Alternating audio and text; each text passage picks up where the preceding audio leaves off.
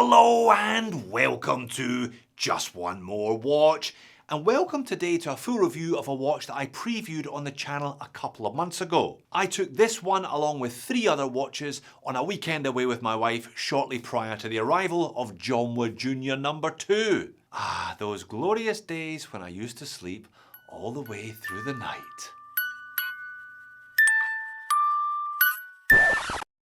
But I digress. The watch in question is the slightly unusually named Azeon Hang Gold Leaf Dial Edition.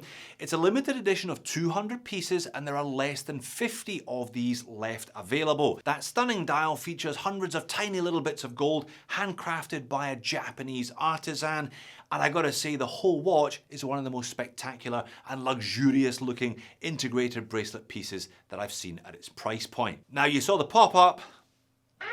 This video is sponsored by Azeon. I will of course therefore leave a link in the description of the video to this watch on their website where you can admire it and potentially purchase one of those remaining pieces. But if you keep watching the video, you can admire it here for the next 10 minutes for free.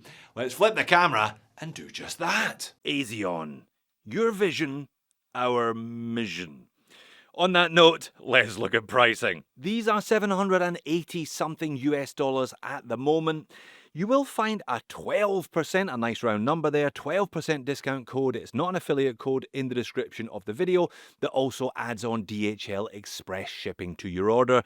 Call it 700 USD then, but do bear in mind your purchase may be subject to taxes and tariffs. And if you don't fancy this one, have a look at the rest of the range.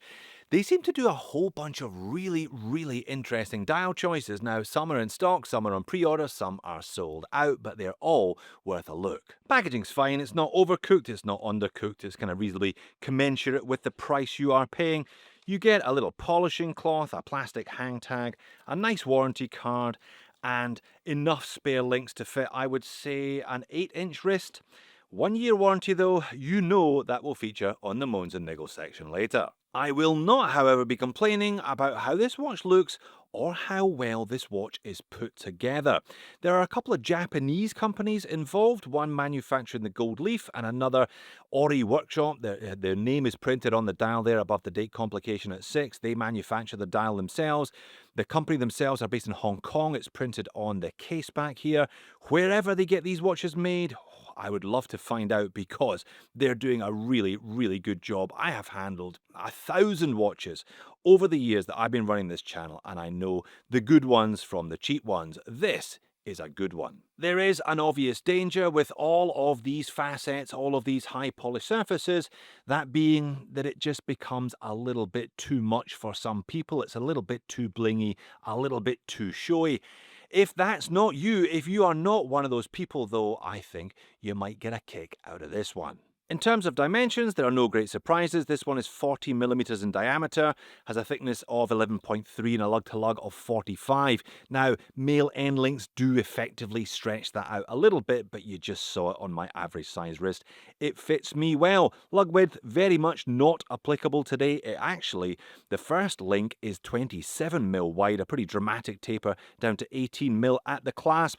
3 links removed, as you saw, sized for me 160 grams, 100 meters of water resistance with a screw down crown, flat sapphire crystal with not enough anti-reflective undercoating, and the movement in the back is a Miyota 9015. Now that, I admit, is nothing to write home about on a 700 US dollar watch. At least they have put a rather nice custom designed rotor on there.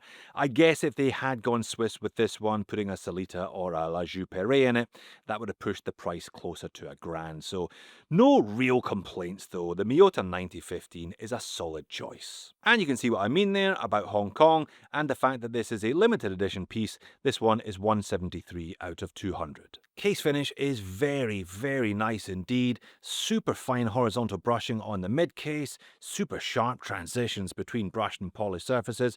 Have a look at the upper surface there. We've got high polished flanks, but a brushed center section, just a tiny little raise, a tiny little lip on that. The bezel is also very nicely done, very Vacheron Constantin overseas style fixed bezel with the sapphire embedded into it.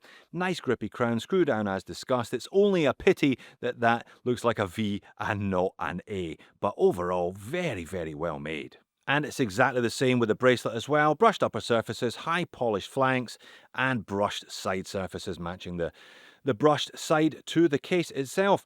As I said, centimetre of taper down from the lugs to the clasp.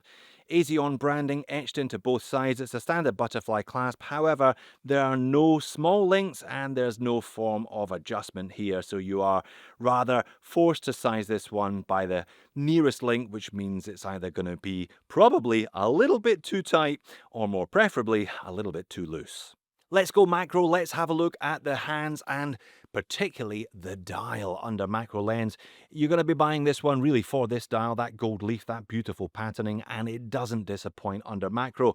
The Azeon A is applied, the Azeon brand name is just printed on, and as discussed, the dial manufacturer, Ori Workshop, they get a name check, they get a reference just above the date complication at 6. All other indices are applied, there's a printed minute track around the outer edge as well. Now the gold leaf is clearly the star of the show here, but it is concentrated at the bottom half of the dial, virtually none on the top half, so you get that lovely kind of fade pattern from top to bottom as well, and texture. If I switch to my Super Macro 2X lens, you can see there's texture throughout, most noticeably of course at the top of the dial because that section is bereft of gold leaf. The semi-skeletonized hands also get mixed finishing, brushed upper surface, high polished flanks, loom at the tip, and it's a very simple, very slender, all high polished needle seconds hand. Overall, it's an impressive use of materials, colours, textures and patterning.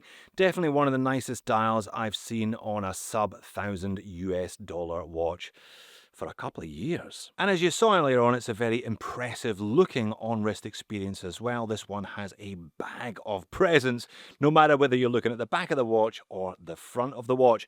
Nicely manufactured, very comfortable, very smooth, although, yeah, as discussed, you are going to be sizing it by the full length rather than any smaller measurement than that. 160 grams means it's a little bit hefty, and that big first link again adds visual heft, and I guess that's where some of the weight comes from. But if you want something more shy and retiring than this one, by all means buy a 35mm PRX instead. But as it has done on numerous previous occasions, the overhead legibility shot will segue us neatly into the moans and niggles section, because legibility is not this watch's strong point.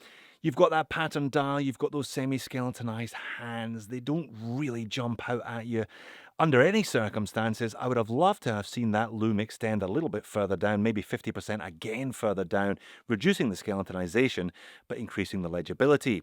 While we're here, it's got some AR, but it doesn't have nearly enough AR. And it doesn't have nearly enough loom either. BGW9 Superluminova, so you get that nice white-blue glow. However, when I turn the speed up on this one, it's going okay, it's going okay, it's gone. What happened? Only a 1-year warranty on a $700 US watch with a Miyota 9000 caliber in it? There's no real reason why they shouldn't have offered to, because they should. And today, unfortunately, we've got that classic imaginary conversation. Hey, nice watch. What is it? Why, thanks very much. It's an Azeon Handcrafts Gold Leaf Hanmon Gas Sea-Doo color, aka an ANHS01.SS0.B. Guys, you need to work on your branding just a little bit, I reckon. But if you can cope with all of that, and you can cope with the enormous wrist presence that you get from this one, I cannot knock the build quality. It is fantastic, and I cannot knock a dial like that on a watch costing less than $700. It's great to see a new brand come out and do something we've seen 10 times before, but do it in a unique and interesting manner. So there you have it. It's not exactly a low-key piece, this one, and not exactly legible either, but if you are looking for something pretty spectacular and you're open to a new brand, then this really is very impressive. I have no doubt the remaining watches won't remain for much longer. Well done for making it all the way to the back end of the video. If you're not quite convinced by this one, then why not check out the Tissot PRX Automatic or the Christopher Ward 12. Thanks for watching. I'll see you over there.